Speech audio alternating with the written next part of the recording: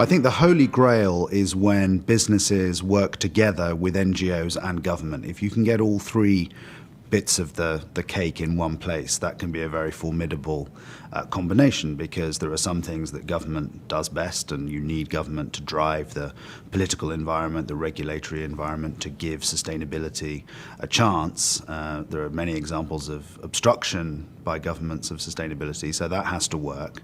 The NGOs are very, very important, the campaigning NGOs, in terms of raising awareness of problems and issues, and their currency often is fear and trouble making and keeping business on its toes, which is a legitimate role. There are more moderate, business-friendly NGOs that have to come in with solutions and work with business to audit, to certify, to verify, to validate the green claims that business makes.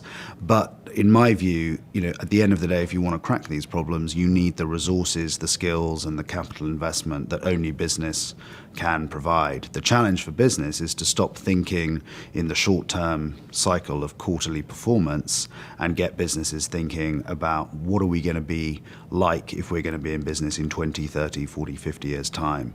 And the businesses that understand those questions are the ones, I think, that are leading the sustainability debate. The ones that are playing catch-up, wanting quick wins, aren't really getting very far, and it's not surprising. I mean, to some extent, people think it's like sleeping with the enemy. Why would a rainforest campaigner from Greenpeace sit down with McDonald's? Well, actually, what McDonald's has done in terms of getting out of the Amazon, where they were sourcing a lot of soy, has won them great plaudits from Greenpeace. Greenpeace turned up the heat on McDonald's in quite a big way over the soy that was being used to feed chickens for McDonald's chicken nuggets or whatever they're called. And I know that a lot of NGO campaigners sit down very regularly with people that you might not think they would, business executives and marketeers, and they are increasingly working together, because although the motivations may be completely different, the objectives are the same. And increasingly we're seeing that what works for a multinational company actually is also what works for an NGO. And that's been one of the interesting developments in the last 10 years, is the most unlikely bedfellows working together and actually standing up and praising each other, whereas 30 years ago you'd have struggled to get them in a room. I mean, the truth is that some of the environmental groups can greatly improve business strategy, because they bring insights that you don't see when you spend all your time in conference calls talking within your business.